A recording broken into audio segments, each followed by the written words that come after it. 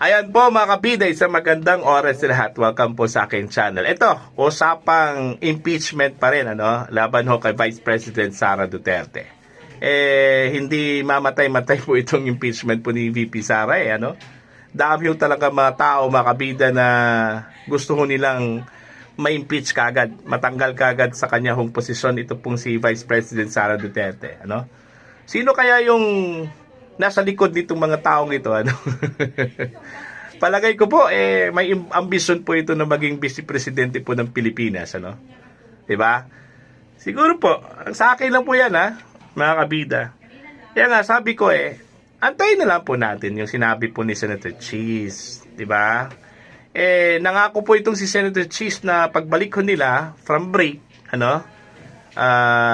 this coming June 2, umpisahan na po nila kagad ito pong proseso po ng impeachment trial laban kay Vice President Sara Duterte. Ang problema, atat na atat po itong mga taong ito, Itong mga sektor, may mga grupo dyan, na gusto talagang hatulan na talaga kagad itong si Vice President Sara Duterte. Kung maaari nga, bukas na yan. Gusto na nilang mawala si VP Sara, Yun yung gusto po nila, Ito, may headline po mga kabida, ito pong Abante Tonight, yung kanilang headline, signature campaign, ikakasa para simulan na impeachment trial kay VP Sara. Ayun. Meron pong grupo na gusto hong mag-ikot po ng Pilipinas, para po mangalap po daw ng signature o pirma, Ito, babasahin ko lang po, ito. Nakatakdang maglunsad ang isang faith-based group ng People's Impeachment Campaign na naglalayong mangalap ng 1,000,000 pirma buwan-buwan. Mantakin nyo yan mga kabida. Every month, kailangan po makakuha po sila ng 1,000,000 signature, Alright? Para suportahan, palakasin ang sigaw ng publiko para sa paghatol kay Vice President Sara Duterte. Ayun. Gusto ho nila na ipakita sa publiko na majority mga kabida ng mga Pilipino ay sumusuporta po sa pagpapatalsik po kay Vice President Sara Duterte. Ayun. 'Di ba? So ang problema kasi diyan, gusto ho nilang patalsikin ng Vice Presidente. Proseso kasi yung impeachment, Hindi ibig sabihin po mga kabida na i-impeach mo yung Pangulo o pangalawang Pangulo, matatanggal na kaagad. Parang sure na sure sila po mga kabida na yung mga senator judges po ay boboto doon ho sa conviction po ni Vice President Sara Duterte, Bakit? Meron na ba kayong kontrata sa kanila? Tanong ko lang yan, Bakit atat na atat po kayo? Meron na ho ba kayong kontrata sa mga senator judges na pag masimulan na po itong impeachment trial, alam na po ninyo yung kanila kong indecision? Diba? Bakit? Bakit ganon? Napakasakit yan.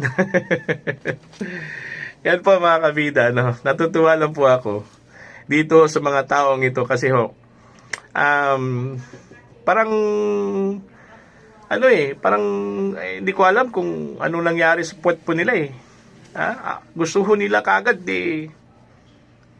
masimulan na po itong impeachment po laban sa Vice Presidente po ng Pilipinas. Sabi po, ito balikan po natin yung pangako po ni Senator Cheese. Ang sabi po ng Senate President, ayaw ho niyang madaliin po itong impeachment trial po, Kasi baka daw mas lalong humaba pa daw yung discourse. Kasi may mga karapatan po itong defendant, itong si VP Sara, baka daw ma-suppress yung kanya kung karapatan, kung madaliin po itong impeachment trial. So dapat dahan-dahan at saka tugma doon ho sa kanilang rules, Kasi pag ira-rush po natin, baka tutungo yan sa Korte Suprema, baka dun ho magtagal yung yung trial, di ba? So dandahanin lang, ilagay po natin sa tamang perspective Anyway, yung timeline po ng impeachment trial, pasok pa kasi no?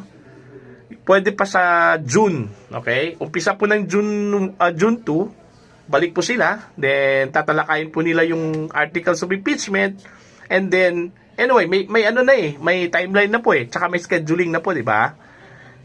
Ang umpisa nga doon ho sa schedule po nila, proposed calendar po of activities, impeachment trial is on July 30, di ba? Sa July 30 po mag-umpisa. Pagkatapos po ng State of the Nation address po ni Pangulong Ferdinand Bongbong Marcos. So, from that date, tuloy-tuloy na po yan. Ano? Kasi ang trial po daw nila ay mag-umpisa po ng 9 a.m. hanggang 2 p.m. Ano?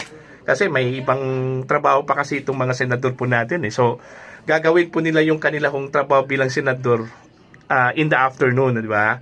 And then in the morning, hanggang 2 p.m., yun na po yung impeachment trial po. No? So, ang timeline po ni Senator Chis hanggang October. So, October po daw, kung makapagpalabas na po sila ng desisyon, ano? Hahatulan na po nila itong si VP Sara. No?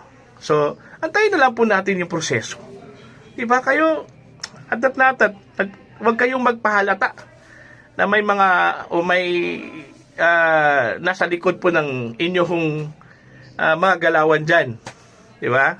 Kasi ang interpretasyon namin baka meron pong nagpapagalaw po sa inyo, ano? Gusto hong kagad madesisyonan na po itong si VP Sara. Parang sightseeing na po yung yung upuan po ni VP Sara Baka gusto na po nila na, uy, kailan kaya ako makaupo dito, ano? Wag naman ganun. Wag kayong magpahalata, no? Antayin po natin, sundin po natin yung proseso, ano? Total, magkakaroon naman po tayo talaga ng impeachment trial unless kung meron pong desisyon ang Korte Suprema, no? Remember po mga kabida, meron pong petition po itong si VP Sara sa Korte Suprema, di ba? Diba? Yung petition po niya is certiorari and prohibition. Kasi kini-question po niya yung pang-apat na impeachment complaint. Ano po, no? Na ginamit doon ho sa pag-transmit po ng articles of impeachment po makabida sa Senate, di ba? Ang tingin ho ni VP Sara doon at saka ng kanyang kampo po ay invalid na po 'yon. Kasi sa provision po ng ating saligang batas, ang isang impeachable officer po ay kailangan po na sasampahan lang po siya ng kaso o ng impeachment complaint isang beses lang po sa isang taon. Okay? Otherwise, kung marami, 2, 3, invalid na po yon.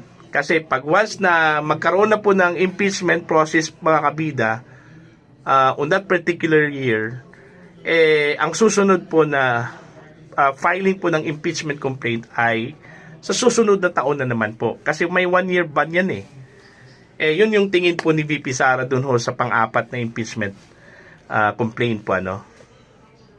Separate dun sa first 3 complaints, ano po, mga kabida. So, yun na po, no? So, abangan na lang po natin kung kaya ba nilang makuha po itong 1 million per month na signature po mga kabida, no? Para lang po ipakita yung suporta daw ng publiko. Huwag nyo kaming isali dyan, ha? Huwag nyo kaming isali dyan. Para yung survey, no? Sinasabi na ganito, lamang po si ganito. Kasi sinurvey daw yung mga Pilipino sa buong Pilipinas. Hindi naman kami po sinurvey. So, ganyan din, no? Yung signature na yan, it doesn't follow mga kabida na yun na yung salita at pananaw ng buong Pilipinas. Okay? So, 1 million lang yan. So, kung tutuusin po, nasa 100 plus 110 million yung mga Pilipino po ngayon, ano?